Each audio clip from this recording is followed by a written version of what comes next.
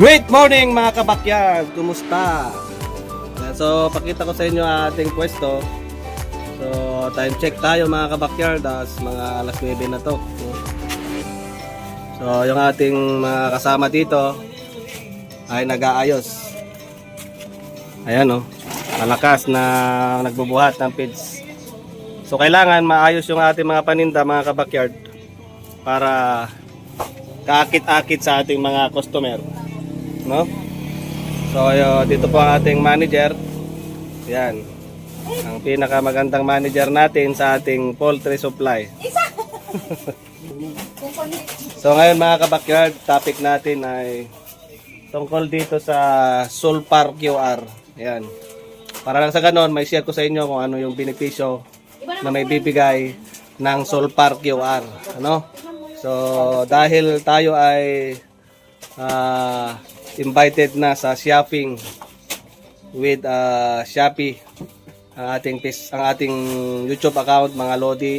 Pwede na kayong bumili dito at through online mga kabakyard. So para hindi kayo mahirapan, yung mga followers natin, subscribers natin dyan, ay tuturo ko sa inyo kung ano yung magandang benepisyo ng Sulpar QR kasi madalas din itong binibili ng ating mga customer, no? At lalong-lalo na kung ikaw ay baguhan dito sa larangan ng ating sports, maganda, mapanood mo to. Baka kasi ma-encounter mo yung mga ganitong sakit ng iyong mga alaga. No? So, tingnan natin mga kabakyard. Let's go. So, ayan mga kabakyard. No? Ito. Okay. So, ito ay Sulpar QR mga kabakyard. So kadalasan binibili ito ng ating mga customer dahil ang kanilang mga alaga ay hindi maganda yung kanilang droppings. Anong ibig sabihin ng droppings? Yung ipot mga kabakyard. Hindi maganda yung ipot nila. So kadalasan nangyayari may napapansin kayo kulay puti o puro green. So nagkaroon po sila ng mga bakterya maaari sa kanilang intestine, ano? So ito ang magandang ibigay nyo mga kabakyard. Dahil antibacterial, anti-infection, anti-protozol. Yan, sa mga nagtatai mga kabakyard. So pwede siya sa mga sisiw mga kabakyard. Pag sisiw mga kabakyard, kadalasan binibigay natin water soluble. Sa tubig inahalo, 2 litro mga kabakyard. Pagka may sakit, no? Ganon din sa ating mga tandang, sa ating mga baboy. Basta may sakit mga kabakyard, nandun sa kanila yung sintomas, 2 liters yan mga kabakyard. 2 liters, no? 2 liters na tubig ang panghalo. Pero pag walang sakit at gusto nyo prevention lang, para makaiwas, 1 gallon o 4 liters mga kabakyard. So kahit titignan natin dito sa indication, lagi kong sinasabi sa inyo, mamaya kuha tayo ng isa. So ito mga kabakyard, no, lalagyan kong sinasabi na pagka bumili kayo, basahin nyo yung indication mga kabakyard.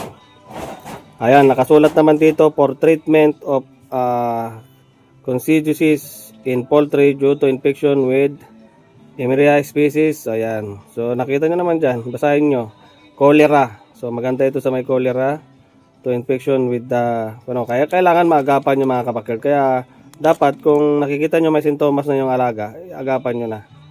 So nakalagay naman dito, 1 gallon, 4 liters of water, 3 consecutive days, no? So ibig sabihin, 3 araw mga kabakyard, dire-diretso. So yun yung normal sa 4 liters mga kabakyard. Pero ako, ayon sa aking experience mga kabakyard, nakalagay naman dito na pag may sakit ang inyong alaga ay 2 liters lang ang binibigay kong tubig. Inahalo ko itong isang sachet, no? So yun mga kabakyard, Sulpar QR, alam nyo na, sa intestine ng inyong mga alaga mga kabakyard. Alright, so hanggang dito na lang muna mga kabakyard. Kung meron ka pa pong nais itanong, kung bago ka sa aking channel, bago ka sa aking video na to, wag mo kong kakalimutan mag-subscribe mga lodi. Pindutin na rin yung notification bell para updated ka sa lahat ng video na i-upload natin.